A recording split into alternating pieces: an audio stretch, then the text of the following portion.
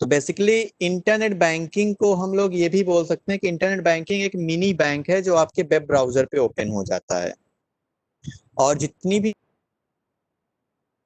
Allowed है उनमें से सारी की सारी सर्विस आप खुद से परफॉर्म कर सकते हो।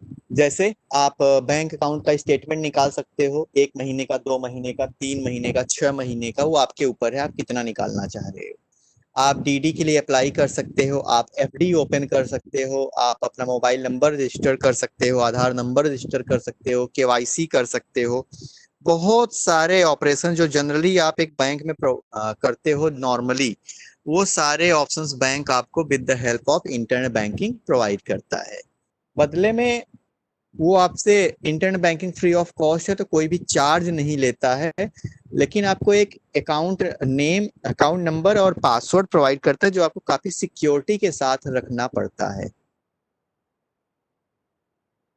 तो कुछ फीचर्स हैं इंटरनेट बैंकिंग के, जिसमें आप अकाउंट स्टेटमेंट निकाल सकते हो, कुछ टाइप्स के फॉर्म्स आप डाउनलोड कर सकते हो, फंड ट्रांसफर कर सकते हो, बिल पे कर सकते हो, मोबाइल और डीटीएच रिचार्ज कर सकते हो, सेल और बाई कर सकते हो, ट्रांसपोर्ट ट्रैवल पैकेजेस बुक कर सकते हो, मेडिकल क्लेम्स बुक कर सकते हो, और हिस्ट्री चेक कर सकते हो अपने सारे ट्रांजेक्शन्स की। एडवांटेज की अगर बात करें तो एडवांटेज क्या है कि फास्ट है, अर्जेंट नीड को तुरंत फुलफिल कर देता है, ठीक है, आप कहीं से कभी भी परफॉर्म कर सकते हो, और हाईली सिक्योर्ड है। डिसएडवांटेजेस की बात करें तो बहुत सारे सिक्योरिटी पैरामीटर्स आपको फुलफिल करने होते हैं, पब्लिक प्लेसेस पे आपको अवॉइड करना चाहिए इंटरनेट बैंकिंग यूज करना, ठीक है, इंटरनेट कनेक्शन आपका सिक्योर होना चाहिए और अच्छा होना चाहिए, ठीक है। ये कुछ आपके डिसएडवांटेजेस हैं इंटरनेट बैंकिंग के। अब अगर इलेक्ट्रॉनिक बैंकिंग की बात करें तो इलेक्ट्रॉनिक बैंकिंग को ई बैंकिंग भी बोला जाता है। Basically e banking, virtual banking, sir online screen नजर नहीं। इंटरनेट बैंकिंग, ये सारी चीजें आपका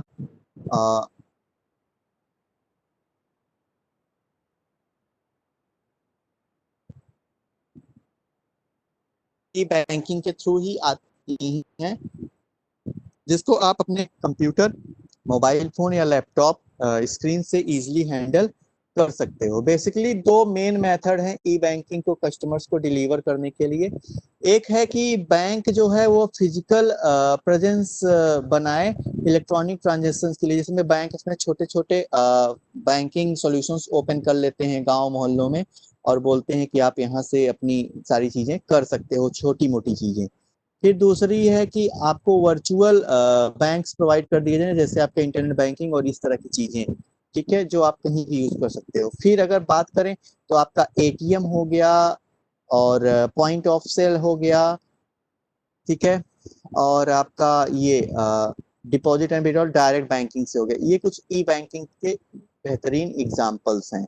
तो अगर एटीएम की बात करें तो ऑटोमेटेड टेलर मशीन इसका फुल फॉर्म होता है। बेसिकली एक कार्ड, डेबिट या क्रेडिट कार्ड की हेल्प से आप पैसे इससे निकाल सकते हैं। इसका कुछ छोटा सा चार्ज आपको एनुअली देना पड़ता है, और कुछ free amount of transaction available होते हैं। उसके बाद आपको पर ट्रांजेक्शन भी कुछ ना कुछ पेमेंट करना होता है। बेसिकली एटीएम मशीन क्या होते हैं कि आपका इनपुट लेते हैं, बैंक के पास भेजते हैं, और बैंक से प्रोसेस होने के बाद आपको अलाउ करते हैं कि आप जो ट्रांजेक्शन कर रहे हो वो वैलिड है या नहीं वैलिड है। अगर वैलिड होता है तो आपको पैसा दे देते हैं, और अगर वैलिड इनवैलिड होता है तो आपको नमस्ते बोल देते हैं। उसके बाद पीओएस की बात हम लोगों ने कल ही अभी करी थी कि पीओएस क्या होता है और किस तरीके से काम करता है। उसके बाद ई बैंकिंग फैसिलिटी में ही आपका बैंक का डिपॉजिट और विड्रॉ भी आता है।